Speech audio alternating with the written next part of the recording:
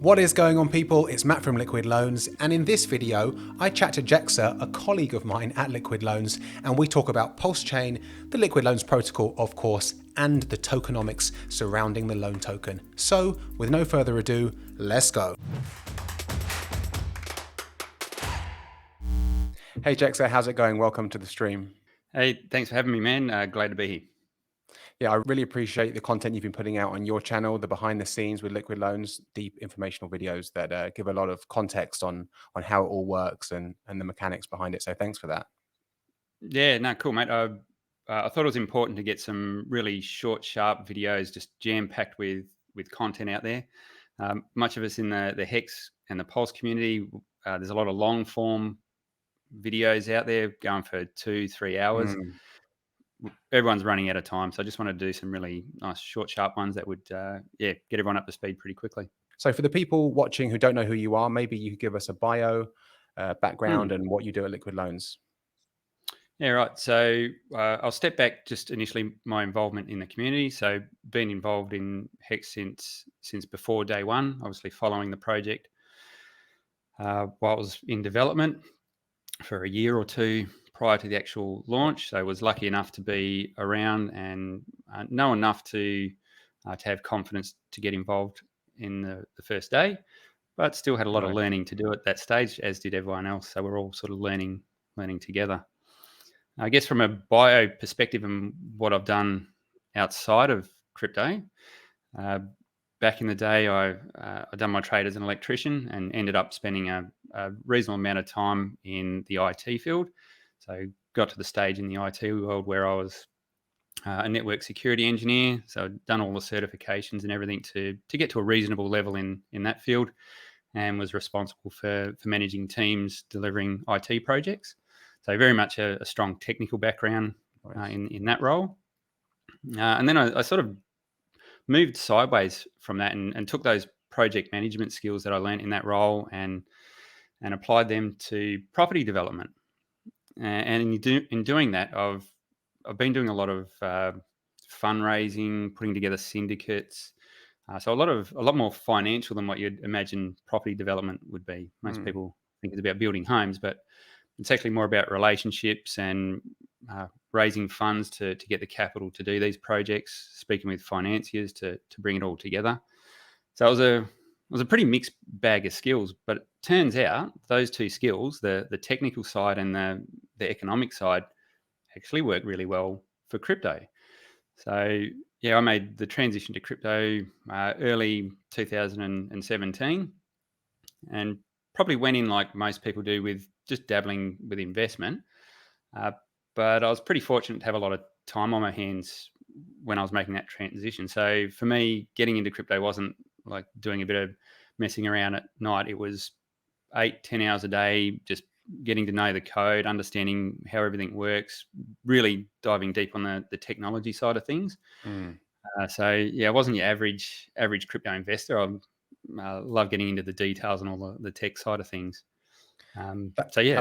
makes a lot of sense. You know, from your videos and your hex security and stuff like that, I can Mhm. see how you like to go deep and really understand anything before you like dive in with both feet.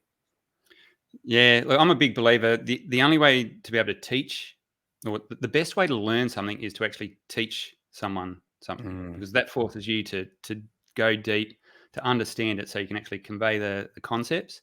So Mm. I guess that's my approach, and that's why I really love doing things like those short videos on Liquid Loans. That forces me to get even more intimate with the way the system works, understand all the little mechanics, so I can get that across in a really sharp and clear way, and let other people understand. Yeah, I mean, like you said, when you really understand it yourself and you can, relay that information in a Mhm. simple, effective way, which you do on your channel, and which I've been watching you before on Discourse Syndicate, you break things down, and I can tell you're a methodical person. And I think, Mhm. that's a really nice change from the rest of crypto, which is like, when Moon, when Lambo, and stuff like that. So it's great that Yeah, we so have you in the I community. like to think I'm pretty pragmatic when I look at things, and I guess the why I got involved in Hex is I was able to sit there and take the time and look through the layman's guide and really understand all the mechanics behind it. So the Mm. thing that sold me on Hex was the game theory. So I looked at the way all the incentives were aligned, and to me it was beautiful the way it was done.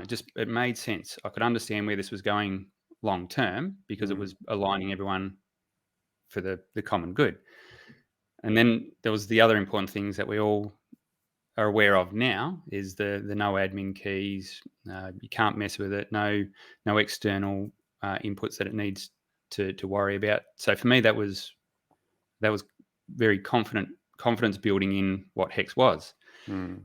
And that's all well and good. That's great having that technical input, but there's a lot more than just the technicalities of a project. It's everything that's built around it. So it's the community. Mm. It's how everyone comes together and supports that and grows that. And that was totally unexpected. I just did not expect the way Hex rolled to come out like that. And I think as good as the code was and as good as Richard has been in putting this together and marketing, it was the community that really solidified the way this was going to be, I guess, rolled out through the marketplace and Mm. through the crypto world. And it's really cemented a lot of people's thoughts on what crypto should be. Mm. So why am I going so deep on Hex and things like that? Well, it relates to liquid loans because I've seen the exact same thing when I looked at the liquid loans Mm. code and the white paper.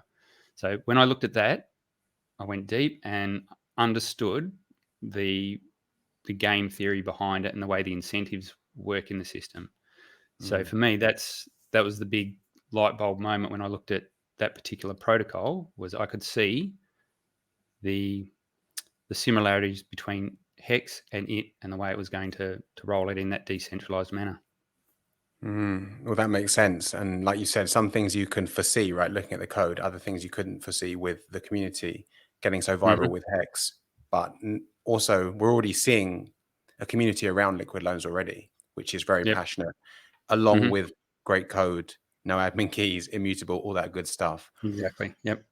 Actually, seeing you, and this was before I joined the Liquid Loans team, seeing you come out saying I'm joining the Liquid Loans team gave me so Mm. much confidence in the protocol in itself. Because, like I said, I've been watching you on the Discourse Syndicate, and I saw that you weren't someone who would just be, jumping into meme coins, No. or you would go down the rabbit hole and really understand it. So Yeah. it really is it really does pay to do your own research, doesn't it? Yeah. I get people need to understand like that was for me that was a big move to come out and join the liquid loans team because I knew that would be putting my reputation out there as well because I know a lot of people have looked at me from the Hex community. They've watched all my Hex safe videos, and I like to think I've sort of guided people in the right way. I've helped a lot Mm. of people come on board into Hex, and hopefully I've done that uh, in a way that's made them feel like they understand what's going on, and there's that good trust factor there. So Mm. I didn't take it lightly when I was looking at getting involved in the liquid loans team because you're putting your rep out there. So for me to want to do that, it had to be the right tool and the right system. So, I mean, the fact that, yeah, you jumped on and like you said, you're going to read through things carefully. You're not going to Mm. just have a quick look and say, oh, borrowing and lending using your crypto.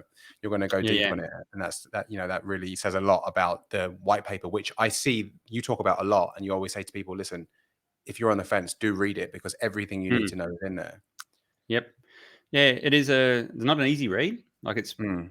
um, it's quite technical. There's a little bit of maths in there, and as soon as you throw in an equation, that seems to put people in a bit of a spin. And look, I'm the first to admit my maths is not where I want it to be, Yeah. but it's not hard, and you can break it down. And as long as you can get the general gist of what's going on, maybe you don't quite get all the formulas and the way they calculate things, but I think you can pick up Mm. 99% of what's going on with the system. And it's less like a white paper and more like an instruction manual is the way Yeah. I look at it. So if you want to learn how the system works, you've really got to take the time. That, and also on the website liquidloans.io, if you go to the knowledge tab, everything's Yep. laid out there as well, which is again a little hub of information. So just understanding it first, Yeah, understanding yeah. anything properly first is paramount. But Hmm. especially when you're using your finances and money and crypto to borrow against. So that leads perfectly into my next question about, how do we responsibly use liquid loans? It was interesting. So we're doing an AMA with Rags to Riches, and Mm, we were lucky to have Abra and Jesse and myself all on stream at once, which yeah. rarely happens. So it was good to have us all The there dream and team. bouncing. Yeah, it was good to bounce ideas around with these guys. And when asked that question, say, how do you responsibly use liquid loans? I was pretty one dimensional in my answer. So I was saying, oh, it's all about when you take a loan, how you use it responsibly and set your collateral levels at responsible rates. And that's true. That's totally true. If you're going to use the system for that one of its purposes, and I'm happy to go into all the different use cases, but that particular one purpose of lending, then yeah, right, you need to get your collateral ratios at good levels and make sure that you're doing it Mm, safely. But Abra's answer was even better. Like the way he came at it was, you know what? If you want to participate risk free, and you're worried about the lending side of things, hey, you can still play the game, but you're just mm, doing it in a different way. You yeah. can provide to the stability pool with a stable coin, so with the USDL stable coin, which is risk free from a price fluctuation point of view. But for that, you get to participate in the loan rewards that are issued in that pool. And you also, if there are liquidations in the system, you pick up Pulse at a discount. So that Mm, was a really good risk-free way to get involved. And the second way was, okay, if you've got some loan token, put it in the loan staking pool and you pick up the fees. yeah. So they're ways where you're not exposed to any of the lending side of the platform, but you can participate in the yield side of it, which I thought was Mm, a good way to look at it. yeah. There's obviously the lending component of liquid loans. Mm, There's the yield component, but the stablecoin component is what, for me, that was just brain exploded. I went, you know what? This is exactly what the Hex and the Pulse community needs. So we need a stablecoin that is owned by the community, minted by the community. There's yeah. no governance required. It's all immutable. And the reason why I that light bulb moment went on for me was I was looking across at what's taking place in the broader crypto market. With just seen it with BlockFi, just got Yeah. hauled over the coals by the SEC, 100 and million. $100 million, which is, look, let's face it, that's probably a slap on the wrist, and it seems Mm, to be a pay to play scenario with the SEC. mm, Um, but they're getting uh, big bright lights shone in their eyes, and they're going to have to comply with so much stuff, and they've had to change the way their system actually works, mm, where you can no longer, it was the way the interest is paid. You can no longer get paid in like a stable or fiat or anything like that. It's got to be paid in another crypto, and a whole raft of other things where they're having to actually change the way their lending platform works. mm, Main reason being is they're so integrated with the legacy system. Let's jump across a little bit further and look at things like Circle. So Circle issues the USDC token. Once again, uh, they've got one leg in the legacy well where they're holding US dollars, mm, and essentially the token is a more or less a derivative of that underlying asset. So they have to play by the SEC's rules. And that all sounds well and good, but it's where those rules are taking the industry now. And that comes down to the track and trace, the freezing of your accounts, the freezing of your funds. And I don't know about anyone else watching here, but that is not why I got into crypto. I mm, got into crypto because we want to free ourselves from these sorts of restrictions, I guess, that are put in place. I mean, we're just yeah. talking off stream about what's going on in Canada and places like that. Yeah. And we've seen Crazy. what happened with GoFundMe, Give, Go, Send. We've Yeah. been talking about this on the Late Show. It is, and the tweet I put out today was, it was diabolical. Like, they're Mm, literally changing the rules to force people and to coerce people into behaving in a particular way. mm, Now, to me, that's not a future I want for myself or my kids yeah. or my family. That's I want to have our freedoms, and to me, liquid loans is a protocol that gives you that. It's that non-censored, immutable stable coin. So you can look at it however you like. For me, that's the game changer. That's the big thing for me.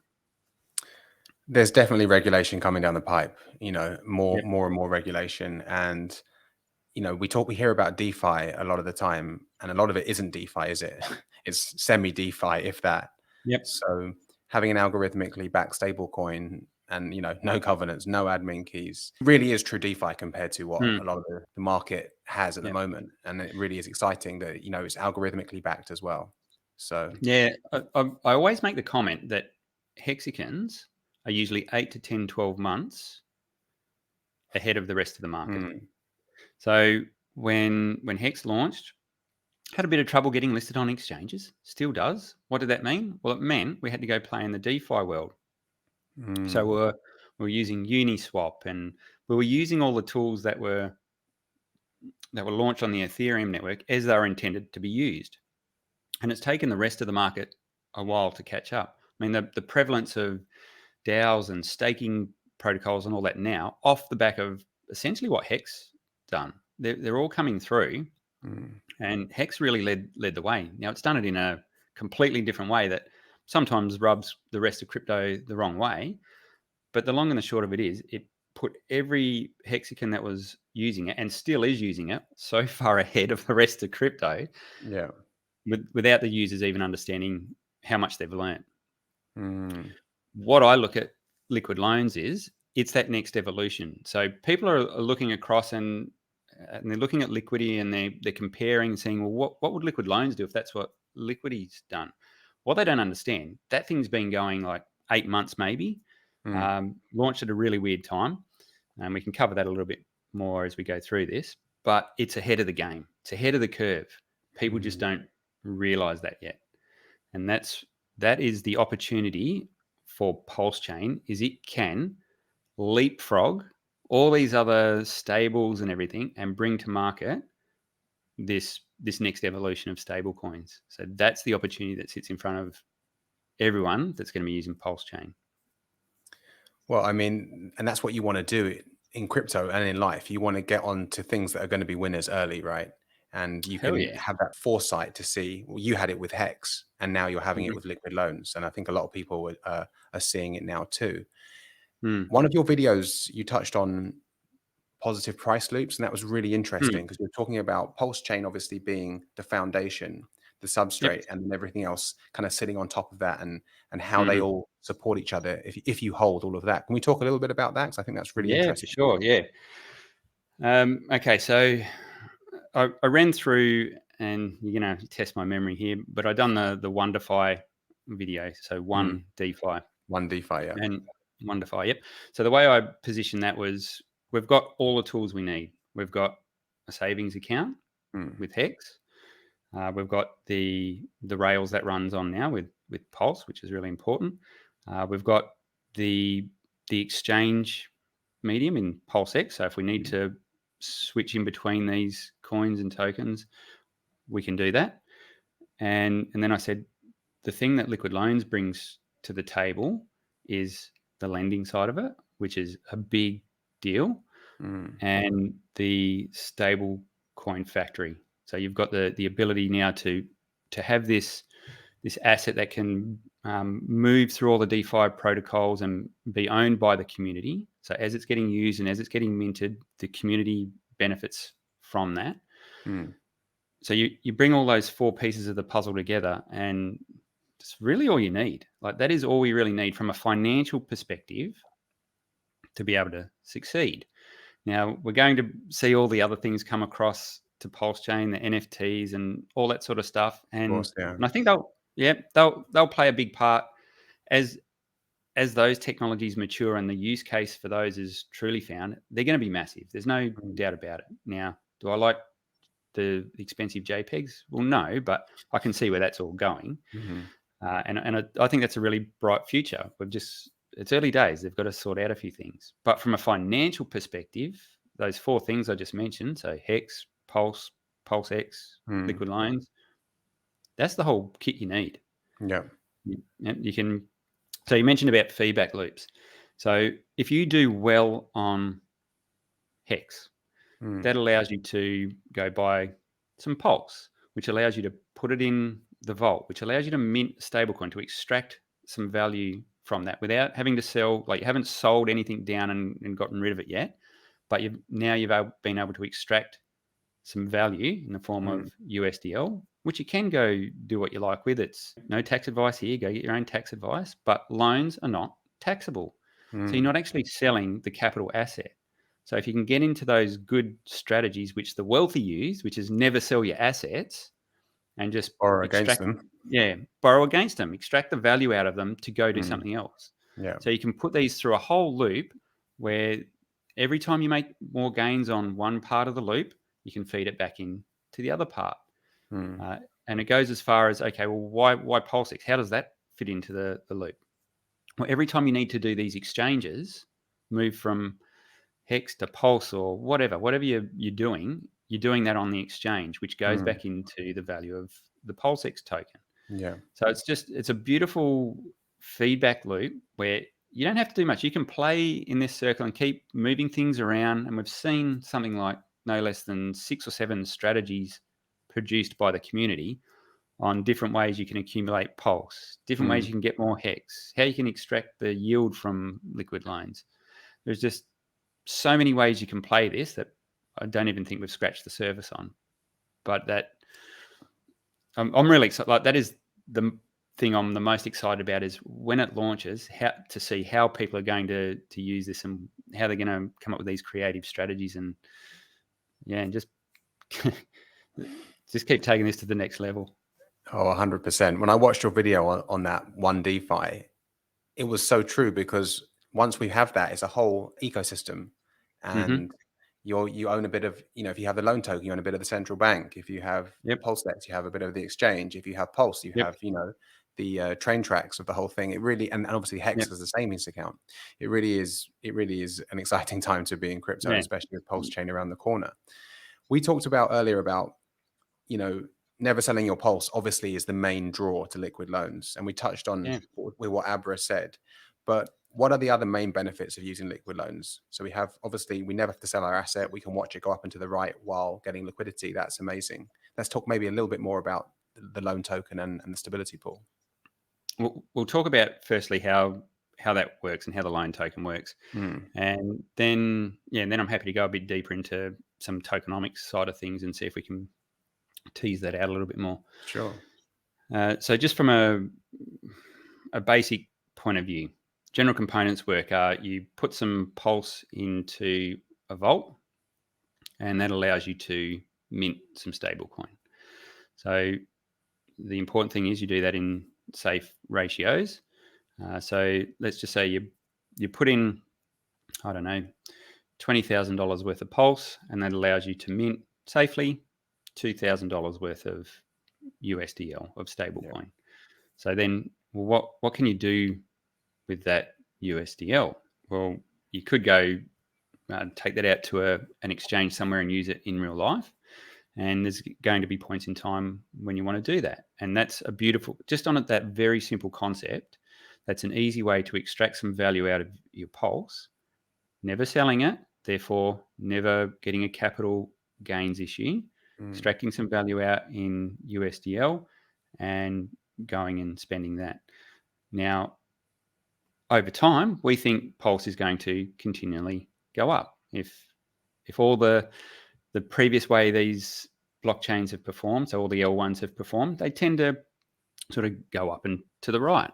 So if you're patient and you extract value in increments along the way, being very safe in the way you do that, there's a scenario that exists where you never ever really need to pay back that loan. So as long as your collateral is sufficient and you're only taking small chunks, all you need, just what you need to be able to do things in real life, there's a scenario that exists where you never ever have to pay it back. I mean, we've watched Bitcoin go from a cent to $60,000. If you were just taking a little bit of that along the way, you're still holding that asset. You're not getting rid of your coin count. So you're not selling down your bag. You're not selling down your Bitcoin. You're not selling down, in this case, you're not selling down your Pulse. Go ask a Bitcoin maxi how they extract value now. The only way they can do it is give their coins to someone else, to a centralized authority to get the value out of it. And that's not crypto at all, is it? That ain't crypto. So yeah, so just from that simple mechanism there, that's a beautiful thing in its own self. And to be honest, that was probably one of the things that Dave and Christian went looking for, is how can we extract value out of Pulse without having to pay capital gains on it. What they didn't probably expect is they were going to come across a stablecoin factory as well. So that's the big kicker on all of this, is not only can you extract the value, but you bring an important component to the ecosystem, which is the stablecoin. So let's sort of go down that path a little bit and understand what we can do with the stablecoin. So like we said, you've deposited your Pulse, you've minted a bit of USDL, and if you choose to keep that in the world of crypto, you can put it to work for you. So you can deposit that into the stability pool. And okay, well, why would you do that? Well, one, it provides stability to the overall protocol. That's a big win, but you've got to get rewarded for doing that. For you contributing to the stability pool, there should be a reward for that. And the reward is paid out in loan token. So that's an ongoing emission schedule, which halves every year. Okay, so there's a bunch of tokens allocated to that pool, bulk of it coming out in the first 12 months, and then every year halves, just like the Bitcoin halving, but instead of every 4 years, every year. That's incentivizing people to get in early. Is that correct? That's right. Yeah. So the guys that get in early on that, obviously, the more you hold as a percentage of that pool, and the earlier you get in, the more rewards you get, which that's good. You want to incentivize that sort of behavior. Yeah.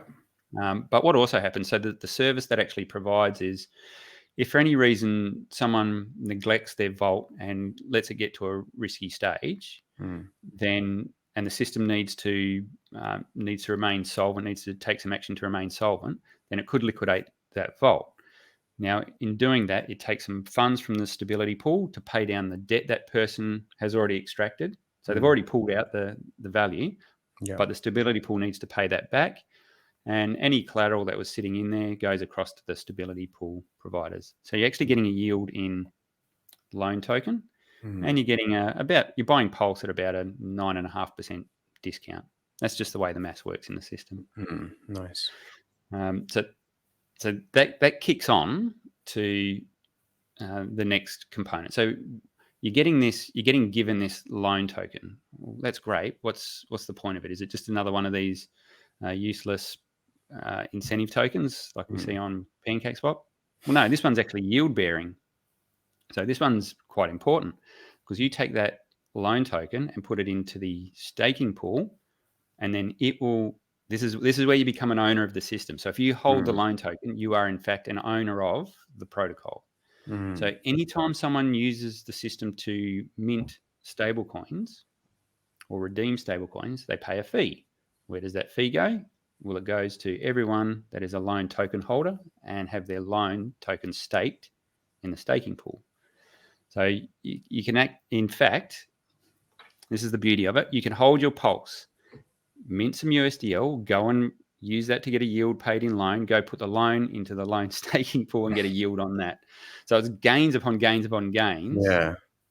And it's next level just in the way you can do that. There's so many earning streams just within the protocol.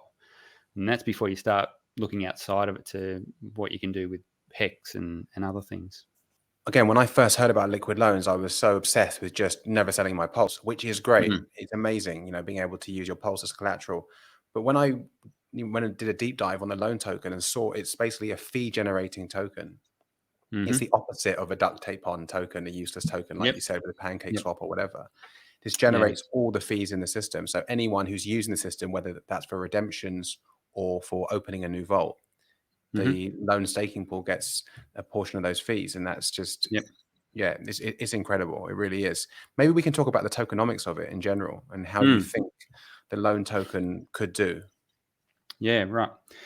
So let me state by saying no expectations. This is a theoretical discussion, a thought experiment, if you will. On what I'll do is I'll give you a breakdown on what drives value in the system. So I'm looking at this from someone who's done the deep dive. So I put together all the modeling sheets for liquid loan. So I understand how the protocol works at a deep level, right down to how all the emission schedules from the loan token staking pool, from anyone that chooses to sacrifice or anything like that. I've broken down all the components and put in all the different values to see how this works. So what I'm telling you here comes from someone that's actually done the spreadsheet. I've put the work in to figure this out. Doesn't surprise me. Okay, and that's what gives me just supreme confidence in the way this is working. One of the things you initially have to understand is the direct relationship between the collateral asset and the protocol itself. So if you pair a protocol like this with an asset, so the collateral asset that we think is likely to go up and to the right. Now, how much that's going to happen, we don't know. We can look across at Avalanche and Solana and the numerous other L1s that have launched. And I think someone said the average they do, I think it was in 6 months or 12 months, was like 100x. Okay, so that's once again, no expectations. Yeah. But that's some figures that are getting out there. We're all familiar with the 10,000x of what HEX has put out in the first 2 years. So these things are realities. We can go across to Gerardo's charts and we can see that this happens regularly. Bitcoin, Ethereum, HEX, these sorts of growth curves happen regularly in this space. So if you take an asset like that and it's directly linked to the health of the protocol, what that means is, if let's just say you have, I don't know, you've got $1,000 worth of Pulse and you put that into the protocol. That's great. You can extract, theoretically, don't do this, you can extract $900 worth of a USDL of stablecoin. That's great. Now, what happens if that asset that you're using to underpin that loan goes 100x, goes 10,000x? Well, instantly, what that means is the value that can be extracted at a safe level has just gone 100x, 10,000x. Why is that important? Every time you extract some of that value, fees go to the loan token holders, so the people that are staking it. So if you think the price of Pulse is going to go up, and we've seen this happen, go up 10x, 100x, 1000x, then you should be super bullish on the price of loan token, because as that value increases, more value can be extracted from the stablecoin, and that feeds directly into the yield of the loan token. Now, when looking at the modeling, there was something interesting that happens. So at a particular point in time, there's a tipping point. So if we think the value of Pulse is going to continually go up, but the emission schedules on the loan token going to continually go down, so you're going to get less of this coming to market, then we end up with an inflection point where the performance of loan token starts to, it goes exponential relative to the price of Pulse going up, and the loans that are being, or the USDL that's been created in the system. So it's a really interesting thing to see happen, and you have to do all the modeling to understand how this works. So it starts off gradually over time. The system is getting a little bit of adoption. We're seeing the price of Pulse shoot up, and you just see more and more of a snowball of value coming into the system. Now, that's one mechanic. That's only one mechanic. So if we do nothing else and we stick with the same amount of static Pulse that is in the value, so the same token count or coin count that went into the vaults, you don't change that, That's what happens. Now, imagine if the coin count coming into the system goes up as well. So we start off with, I don't know, 0.5% of the supply in the system.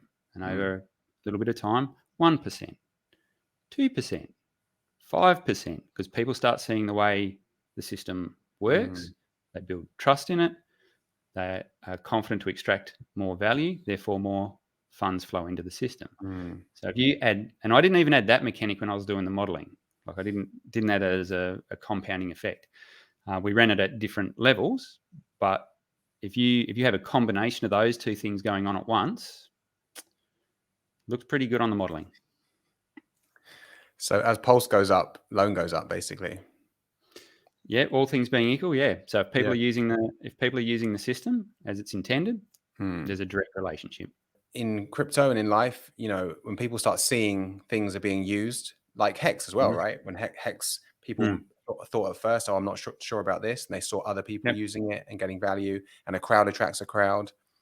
Can you imagine when there's a lot of volume in the system and a lot of people are using their Pulse as collateral and never selling, and that's taking it kind of off the market in a way? You're right, yeah. So that's not even man, there's so many levels on this. We could spend all night on this. So we haven't talked about the ways people can use the system to essentially do buybacks on Pulse. So everyone loves the buyback feature on Pulse X. Yeah. What if that exists on Pulse because of liquid loans? Well, people haven't even thought about that. So that is this compounding effect where the use of the system actually benefits Pulse, which benefits the system. So you get this constant feedback loop. So there's so much to it, and that's why I understand people not grasping how big this can be, because I guess they haven't gone as deep as someone like myself has with the modeling and things like that. So it's not until you get really involved with that where you really understand it. The Crypto Sparbook guys, they were awesome on HEX because they went that deep into understanding the tokenomics of it. And it was great because they brought that out to the rest of the community. So that took a while for the community to learn and understand that. And I think we're going to see the same thing happen. Some people have already woken up to it already.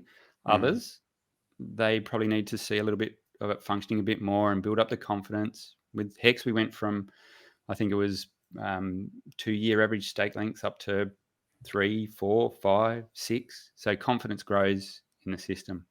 Sure. We're going to see the same thing happen with liquid loans.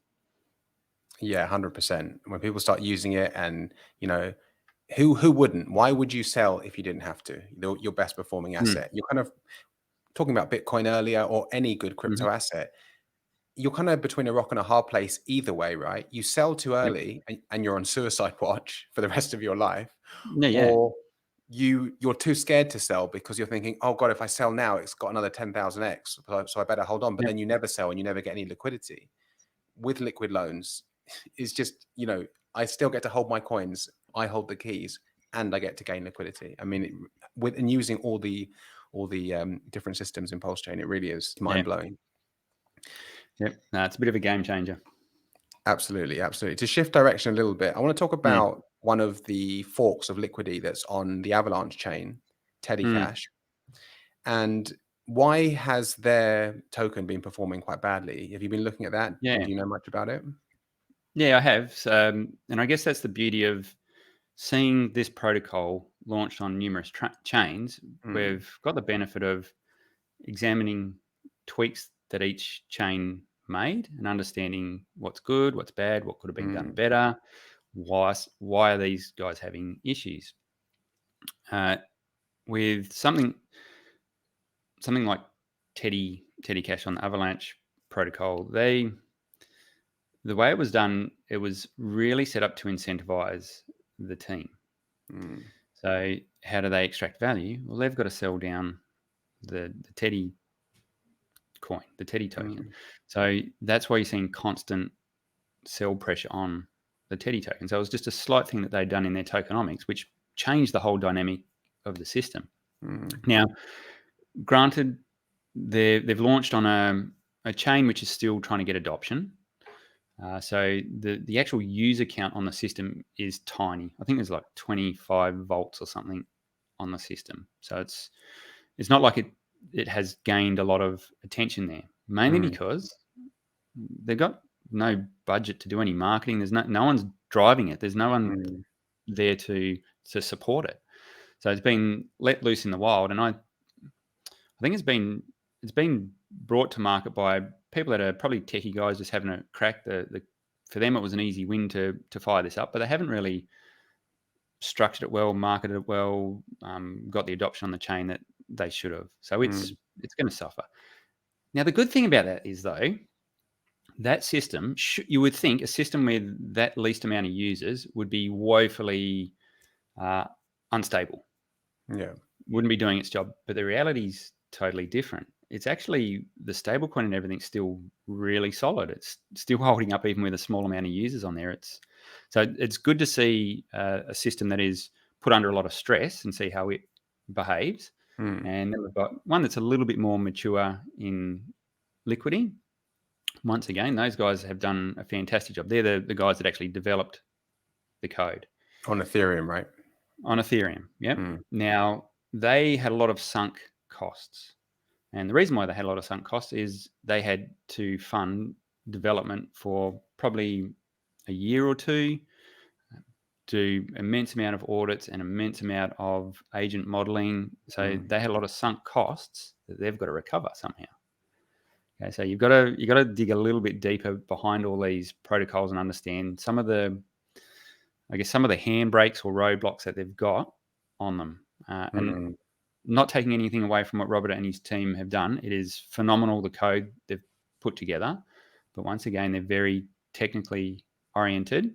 Yeah. They're not community focused. And that's the big difference with something like a PulseChain community, is we're very community focused. We understand the importance of that, and we understand how you drive adoption.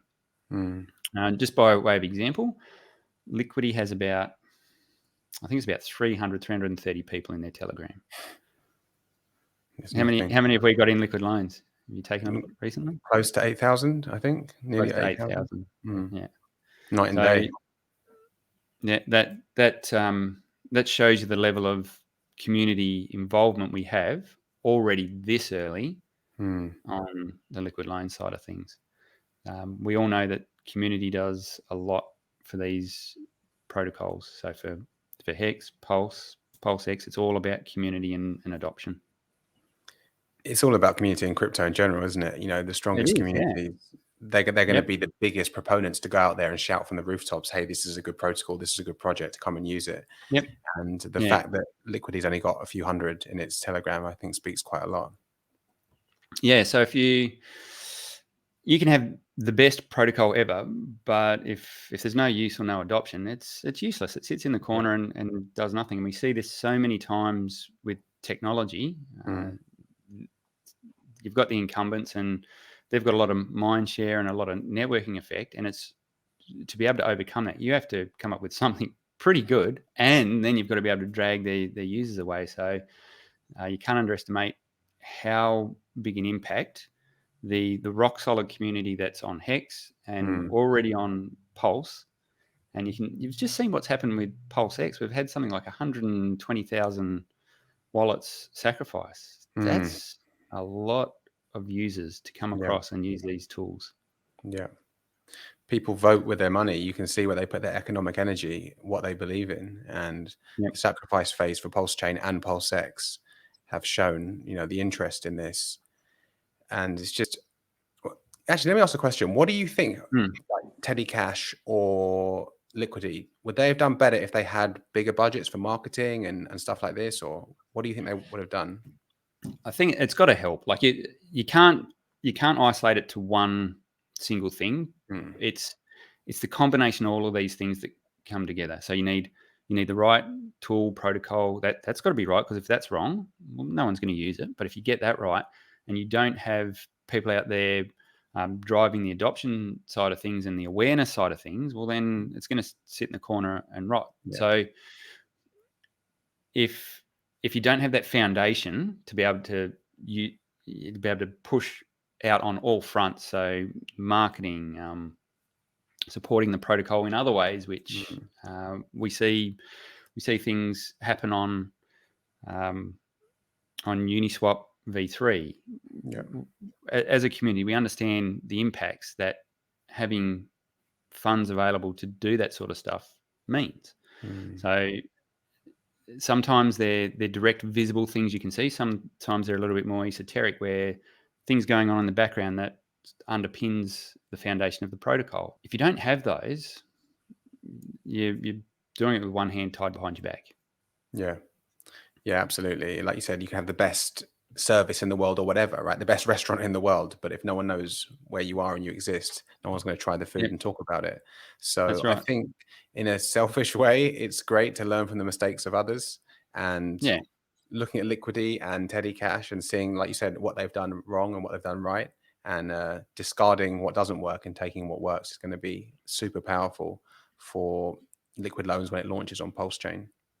yeah, for sure. Like I look across all the leadership group, the admins, the people that have coalesced around this already. Mm. Um, they're smart people. Firstly, they understand what this tool is and how it works, but then they're really driven, and they each bring unique skills, much like we see in HEX. Look at yourself. You're really good at the social side of things and doing Thanks. these and bringing the community together. That's the thing you bring to the team, and we all have those little things that we bring together, and that's what makes these things a success. You can have a lot of the things right, but if you don't have a cohesive team that all bring it together, Mm. yeah. So I think we're witnessing something pretty special happen at the moment, I think. Absolutely. Like I said, we're on the frontier, and it's a really exciting time. And you mean PulseChain? It seems around the corner. Again, it's all speculation, but it seems to Hmm. be imminent. And Yeah. then once like we have that foundation, those train tracks, and everything else can be built on top of it. This has been really interesting, Jexxa. Thanks a lot for coming on. Before we close out, is there anything else you want to touch on or talk about? No, I think we've covered a little bit of ground. I guess it was nice to come on and have a chat and delve into the details a little bit more. Obviously, we're here for about an hour. People have probably got a lot more questions, so if you do, I urge you to come across into the Telegram Mm. group, or join part of the conversations on Twitter. There seems to be a lot of conversations that happen on Twitter, and Yeah. it's a good forum because it allows people to air some of their concerns, and then we can address those. And it's good because everyone learns along the way. So get on there, be a part of the community, get involved, learn what we're about. Absolutely, absolutely. And you'll have to come back on and update Sure. us, when PulseChain goes live and Liquid Loans is live, and we keep updating the community on how things are faring. So thanks a lot again. I really appreciate you, and I really appreciate you taking the time to come on the channel. Yeah, thanks for having me, mate. So I hope you enjoyed that video with Jexxa, his take on PulseChain, the Liquid Loans protocol, and of course, the tokenomics around the loan token. Guys, if you're not a subscriber yet, do hit that subscribe button and that bell icon so you're notified every time we drop new videos and content for the channel. You can also share the video with someone who you think it may benefit. Gently tap the like button or drop a comment below for the algo. It does help us out. Thanks for watching, and I will see you on the next one.